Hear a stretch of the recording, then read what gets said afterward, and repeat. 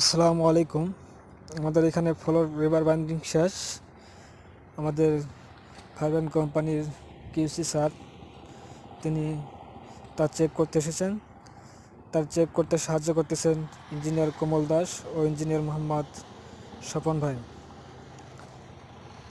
আমাদের এখানে 2 জালির রড বেছানো আছে। ফ্লোর কাস্টিং হাইট 200, 800 পরপর চেয়ার দেওয়া আছে।